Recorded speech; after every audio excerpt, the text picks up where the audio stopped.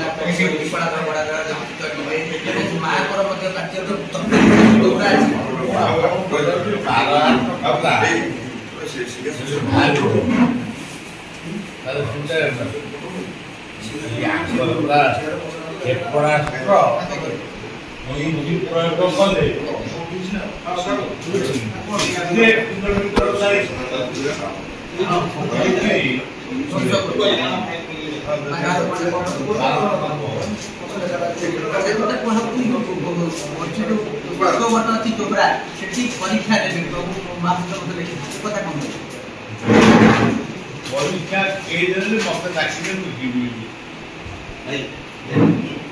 मत डाकिले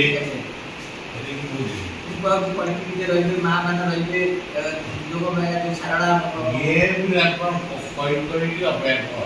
अपेक्षा करेंगे कहीं अपेक्षा कर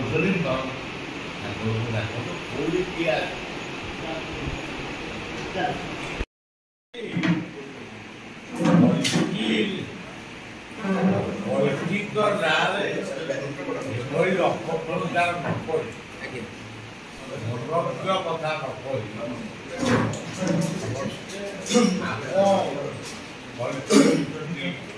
आम गुरु आम जगन्नाथ गुरु गोविंद पादे पमावि कथा बिल्कुल बिल्कुल सनातन धर्म सारा विश्व प्रचार प्रसार से समयटा केबे बस जाती सनातन धर्म समग्र विश्व केवल मात्र एकमात्र धर्म रही सनातन अच्छा तो अन्य कंट्री माने भी अच्छे सनातन धर्म सब देश सनातन धर्म कथा चलिए यार अर्थ नहीं सनातन धर्म आउ सब अच्छा दुटा कहा जाउची पंचभूत रे प्रलय हो पंचभूत रे पहले वायु बात्या हो ये जो कथा प्राकृतिक दुर्गा कथा में कर देबे किसी एवढा को हम पर वो केवल आपको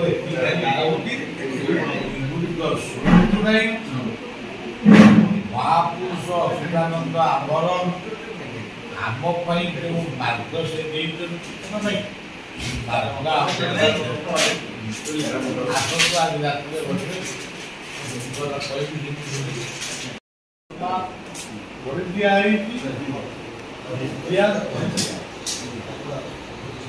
आदि भी से मानु जो आप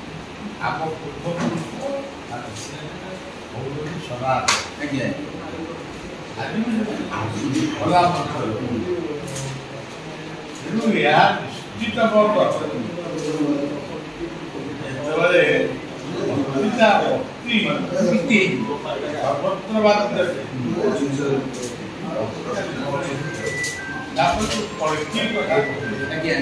वो मतलब कल्की हो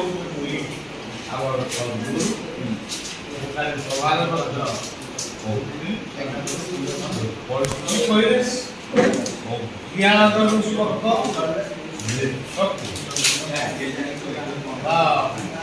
ज्ञान रूपक अपराध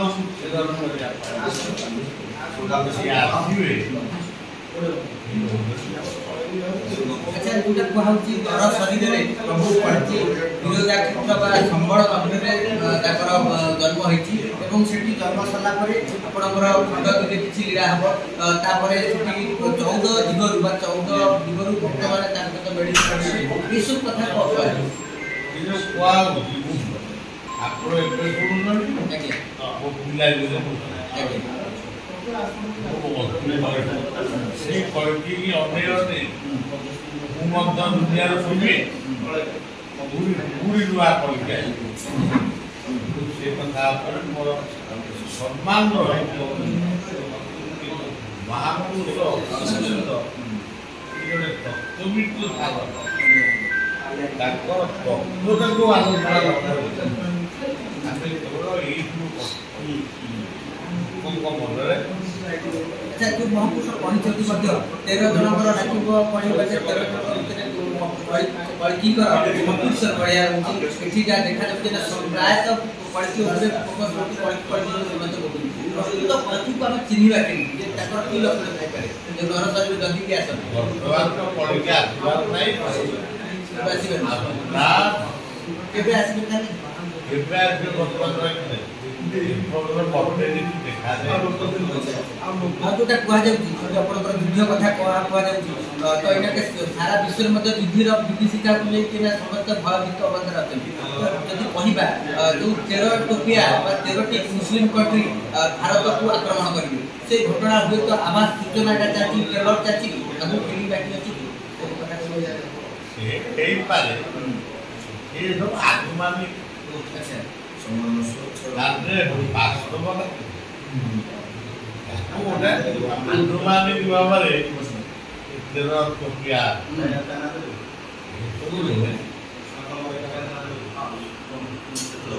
ଯେତେବେଳେ ଯାହା ଘଟେବା ଘଟିବ କାହାରି ଆୟତ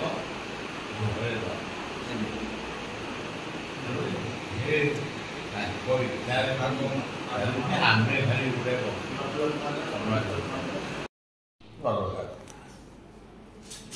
ଇଏ ହଉଛି ପରିବେଶ ପାଇଁ ଗଣତନ୍ତ୍ର ରହିଛି ରହୁ କିନ୍ତୁ ବେଶୀ ପରସେଣ୍ଟେଜ ଦେଇ ପ୍ରତ୍ୟେକ କର୍ମ କରାଯାଉଛି। ଏହା ହେଉଛି ଗଣତନ୍ତ୍ର ଭଳି ପବିତ୍ର ଦେଶରେ କୃଷି ହେଉଛି ପ୍ରକୃତ ରାକ୍ଷସ। ଏ ରାକ୍ଷସ ତାରନାରେ ଆଜି ପବିତ୍ର ଗଣତନ୍ତ୍ର ପ୍ରଚଳିତ କାମ କରୁଛି ପୁରସ୍କାର ଦିଆଯାଏ ଜବରଦସ୍ତି କୃଷି ଦିଆ ଇଏ ହେଉଛି ଗୋଟିଏ କଥା। ଦ୍ୱିତୀୟ କଥା ହେଲା ଆଜି ବାଂଲାଦେଶ ଭଳି ଦେଶ ପାଲେସ୍ତାଇନ ଇସ୍ରାଏଲ ଯେଉଁଟା ଆପଣଙ୍କର ଚାଲିଛି ୟୁକ୍ରେନ ରୁଷିଆ ଏବଂ ଇରାନ ସବୁଠି ଯେଉଁ ଯୁଦ୍ଧ ବର୍ତ୍ତମାନ ଆରମ୍ଭ ହୋଇଯାଇଛି।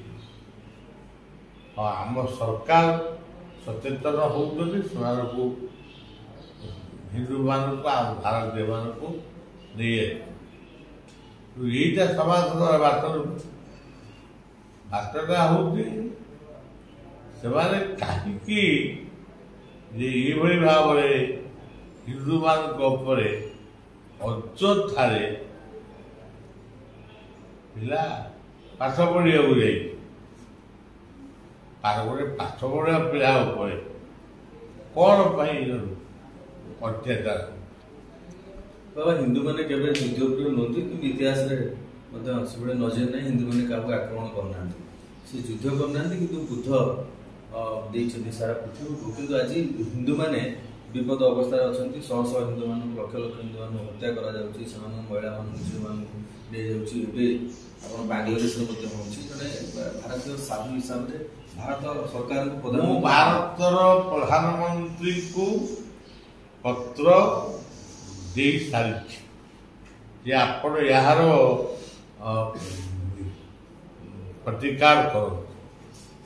ଆମର ବିରୋଧୀ ଦଳ ନେତା ଯିଏକି ରାହୁଲ ଗାନ୍ଧୀ ତାଙ୍କୁ ମଧ୍ୟ ଦେଇଛି ସେ ଉତ୍ତର ମଧ୍ୟ ଦେଇଛନ୍ତି।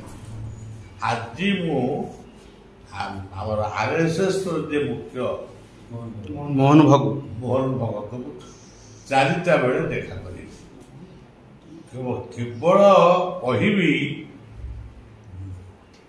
ଗଣତନ୍ତ୍ର ରହିବ ନ ରହିବ ମୁଁ ସେ ଭିତରେ କହିବିନି। ଧୀରେ ଧୀରେ ହିନ୍ଦୁମାନଙ୍କର ସଂଖ୍ୟା କମିଯାଉଛି। ଯେଉଁମାନଙ୍କୁ ବିଦାୟ ଦେଇ ଆମେ ଦେଶ ଗଢ଼ିଥିଲେ ଆଉ 20 ବର୍ଷ ପରେ ସେମାନେ ପୁଣି ଏ ଦେଶକୁ ପୁଣି ଅକ୍ତିଆର କରିବେ। ଆରେ ଇଂରେଜ ଖ୍ରୀଷ୍ଟିଆନ କହିବେ ଏ ଦେଶ ଆମର, ପୁଣି ମୁସଲମାନ ମାନେ କହିବେ ଏ ଦେଶ ଆମର। ତେଣୁ ଆପଣ ଗୋଟେ ନିର୍ଦ୍ଦିଷ୍ଟ ପରିସର ଭିତରେ ରହି କଥା କହି ଲାଭ କ'ଣ କରିବାକୁ ପଡ଼ିବ ଟୋଟାଲ ଆପଣ ଅନ୍ୟମାନଙ୍କୁ ପରାମର୍ଶ। ହିନ୍ଦୁ ଧର୍ମାବଲମ୍ବୀ ମାନଙ୍କୁ କ'ଣ ବାର୍ତ୍ତା ଦେବେ ଶେଷରେ? ହିନ୍ଦୁ ମାନଙ୍କୁ କ'ଣ ବାର୍ତ୍ତା ଦେବେ? ହିନ୍ଦୁ ମାନଙ୍କୁ ବାର୍ତ୍ତା ହେଉଛି ମୋଟାମୋଟି କଥା, ବାର୍ତ୍ତା ବି ତମେ ସଚେତନ ହୁଅ। ମନେ କରାଯାଉ ସ୍ଲୋଗାନ ଦବ ଗୋ ହତ୍ୟା ବନ୍ଦ, ନିଜେ ଗାଈ ବିକ୍ରି କରୁଛ କାହିଁକି? ଏକାଠି ରହିବା ପାଇଁ କହିବେ, ମାନେ ଇତସ୍ତତ ହଉଛନ୍ତି। ତେଣୁ ହିନ୍ଦୁମାନେ ଆଜି ହିନ୍ଦୁମାନଙ୍କ ଘରେ ଖଣ୍ଡେ ପ୍ରୋଟେକ୍ସନ ପାଇଁ ଖଣ୍ଡେ ବାଡ଼ି ନାହିଁ, କିନ୍ତୁ ସେମାନଙ୍କ ପାଖରେ ବନ୍ଧୁକଟିଏ ଅଛି। ତମେ ଦେଶାକୁ ଦେଶା ନ୍ୟାୟରେ ତମେ ମଧ୍ୟ ସେଇଭଳି ସଚେତନ। ତମେ ଜାଣିଛ ତମର ପୂର୍ବପୁରୁଷ ମାନେ ଫାଶୀରେ ଝୁଲି ପଡ଼ିଛନ୍ତି ବନ୍ଦେ ମାତରମ୍ କହି। କୌଣସି ଇଂରେଜ ସରକାର ତାକୁ କ୍ଷମା ଦେଇନାହିଁ।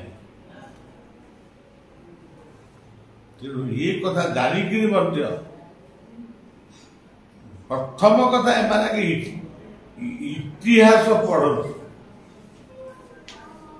ଆମ ଶିକ୍ଷା କ୍ଷେତ୍ରରେ ଇତିହାସ ତାକୁ ବି କାଟଛାଟ କରିଦିଆଯାଉଛି।